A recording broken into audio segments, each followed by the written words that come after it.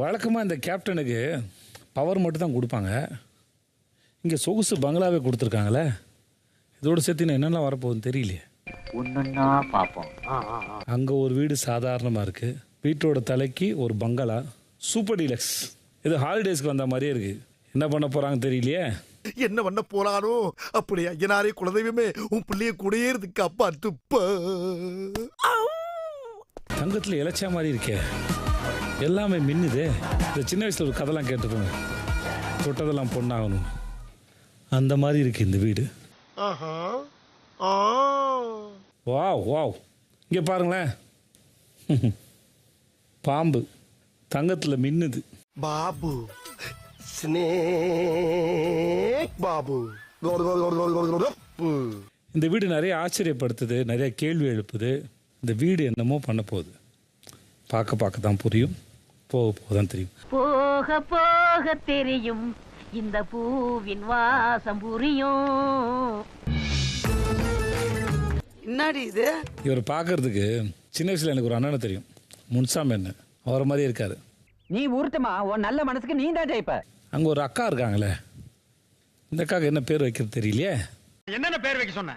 குப்பை சுப்பை முடின்னு வைக்க சொன்னீங்க, அது பேர் நல்லா இல்லையா? நீங்களே பேர் வைக்க ஆரம்பிச்சிட்டீங்களா?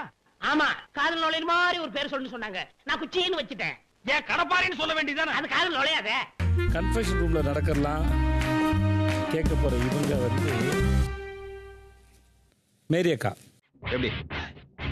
நல்லா இருக்கு. நல்லா இருக்கியா? நல்லா இருக்கு. நல்லா தானே இருக்கியா? நல்லா இருக்கும்போது எதுக்கு யோசிச்சுக்கிட்டு?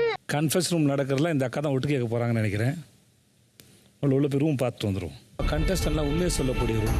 மர்க்கா சொல்லு. கண்டஸ்டன்ட்லாம் உண்மையை சொல்லக்கூடிய ரூம். மர்க்கா சொல்லு. கண்டஸ்டன்ட்லாம் உண்மையை சொல்லக்கூடிய ரூம். இதெல்லாம் புயல் காத்துல உட்காந்து எவனா பொறி சாப்பிடுவான், அவங்கிட்ட போய் சொல்றா. வழக்கமாக கன்ஃபெஷன் ரூம்ல தனியாக இருப்பாங்க, துணைக்கு 2 பேர் இருக்காங்க. 2 பேர் மட்டும் நிறைய பேர் இருக்காங்க. கேட்ட பார்த்தாலே பயமா இருக்கே. சீட்டுக்கு ரெக்க முளைச்சிருக்கு, பிரமாதமாக இருக்கே. எப்படி ராஜா பகவத் மாதிரி இருக்கா? நான் காட்டுற ஓட்டத்தை இப்படி உட்காரலாம், இப்படி உட்காரலாம், அப்புறம் இன்னும் கொஞ்சம் கால் வலிச்சா இப்படி உட்காரலாம். இந்த வீட்டோட அமைப்பு மாறி இருக்கிறது வெறும் அழகுக்காக மட்டும் இல்லை. இங்கே இருக்கிற ஒவ்வொரு ஏரியாவும் ஒவ்வொரு கதை சொல்லுது. அது இங்கே உள்ள வரப்போறவங்க கிட்ட இருந்து எதெல்லாம் வெளியே கொண்டு வர போகுதுன்னு தெரியல. என்னையா ஓவரா பேசுறான தவிர பாம்ப வெளிய விட மாட்டேங்கிறானயா? யோ, காலையில இருந்து இதே தான் சொல்லிட்டு இருக்க. பாம்ப வெளியடியா பாப்போம். பார்ப்போம். நம்ம கண்டஸ்டன்ட்லாம் வந்து இந்த வீட்டை என்னவா மாற்ற போறாங்கன்னு தெரியல. ஆனா இந்த வீடு ஆட்டத்துக்கு ரெடி. நாகபதனியா நாகபதனியா, இந்த 2 ஜாதியில் எந்த ஜாதி முரட்டு ஜாதி என்று பார்த்து விடுவோம். தொடங்கட்டும் போட்டி. முதல் கண்டஸ்டன்ட்டை கூப்பிடலாமா? முதல் கண்டஸ்டன்ட்டை கூப்பிடலாமா? பிக் பாஸ் சீசன் 9 முதல் கண்டஸ்டன்ட்டை கூப்பிடலாமா? முதல் கண்டஸ்டன்ட்டை கூப்பிடலாமா? முதல் கண்டஸ்டன்ட்டை கூப்பிடலாமா? பிக் பாஸ் சீசன் 9 முதல் கண்டஸ்டன்ட்டை கூப்பிடலாமா? சொன்னப்பல ஓவரா ரீட் அடிக்கிற குடு. இவரை டாக்டர்னு சொல்லுவாங்க. வாங்க சார், டாக்டர் சார் வாங்க.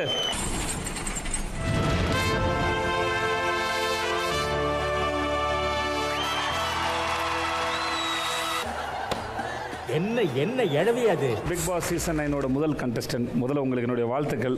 Thank you sir. உங்களை சந்திச்சதில் மகிழ்ச்சி. Thank you so much sir. Dress பிரமாதமா இருக்கு. Thank you sir. சார் ரொம்ப போடாது சார், எனக்கு கூச்சமா இருக்கு. உங்களோட நேர்மை நல்லா இருக்கு. ஆனால் கவலைப்படலன்னு சொல்லிட்டு திரும்பி அதை ப்ரூவ் பண்ண ட்ரை பண்ணுறோம்ல, நம்ம டயர்ட் ஆகிடுவோம். தேவையில்லாத அதில் எனர்ஜி வேஸ்ட் பண்ணாதீங்க. தெளிவான ஒரு தீர்ப்பு, நல்ல ஊழல்வாதி சாட்டை அடிக்கிற மாதிரி ஒரு தீர்ப்பு கொடுத்துருக்காரு. அடுத்து ஒருத்தர் பரவாயில்ல கூப்பிட்டுலாமா?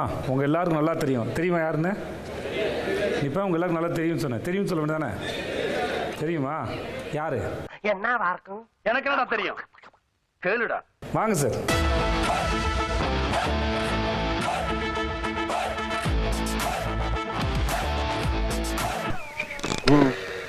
இன்னைக்கு நம்மளோட பிரவீன் காந்தி சார் இருக்கிறாரு. ஸோ ஒரு பெரிய கிளாப் பண்ணுவோம் அவருக்கு. Very good sir. பின்ன என்ன, நீங்கள் தான் உங்களோட படம் நீங்கள் ஹீரோ நடிச்சிருந்தீங்க. அப்படியே ஒரு 8 துள்ளல் படத்தில் 8 ஒரு உங்களோட 8 போர்ஷன் இருக்குன்னு நினைக்கிறேன். அதுக்கு அப்போ பார்த்த மாதிரி அப்படியே இருக்கீங்க சார், சத்தியமாவே. அப்படியா? தேங்க்யூமா. நான் ஒரே ஒரு டயலாக் மட்டும் சொல்லிடுறேன் சார். சார் அதுக்கு முன்னாடி அந்த டயலாக் மனசில் வச்சுக்கோங்க சார். அங்கே போய் ஒரு நிமிஷம் நில்லுங்க சார் நீங்கள் ப்ளீஸ்.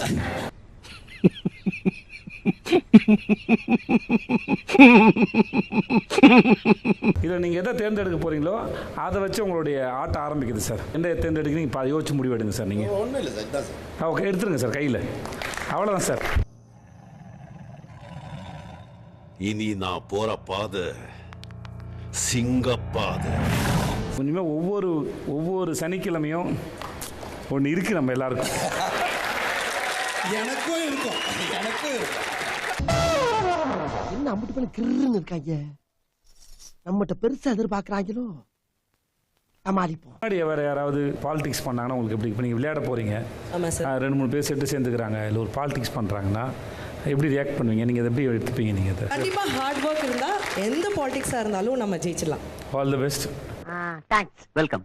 கோர்ட் ஒரு கேம்னு ஒன்று வந்தால் நான் செம்ம வெறியாக விளையாடுவேன். அந்த முகத்தை பார்த்தே அவங்க நிறைய பேர் பயந்துருக்காங்க.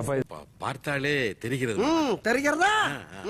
அந்த வீட்டுக்குள்ளே போனோடனே உங்களுடைய ஆட்டம் நீங்கள் எதை தேர்ந்தெடுக்கிறீங்களோ அதை வச்சு தான் நிர்ணயிக்கப்படுது. ஸோ நீங்கள் சூஸ் பண்ணுங்கள். பின்தானே பின் சாஃப்டா இருப்பான்னு நினைக்காதீங்க. நான் கொஞ்சம் ரகடான ஆள்.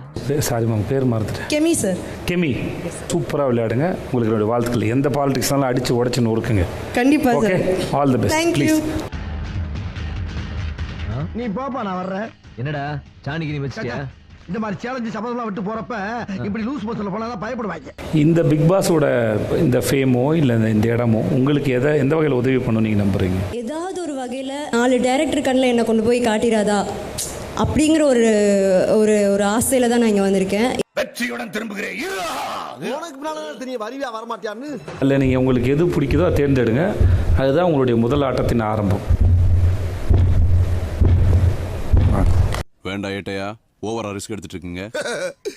ரிஸ்க் எடுக்கிறலாம் எனக்கு ரஸ்க் சாப்பிடுற மாதிரி. ஓகே, அடுத்த கண்டஸ்டன்ட் வாங்க.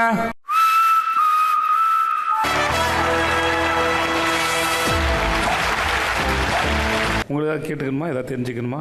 இல்லை சார். உள்ள டஃப்பாக இருக்கும், பரவாயில்லையா? என்னால் முடியும் சார். பெரிய வீரர்கள்லாம் நாங்கள் உள்ள அனுப்பியிருக்கோம். என்ன இப்படி நடக்குது?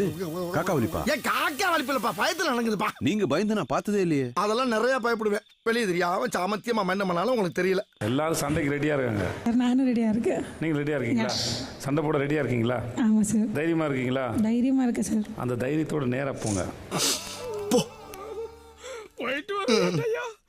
All the best. ஓகே, பாருங்க, நல்லா இருக்கு.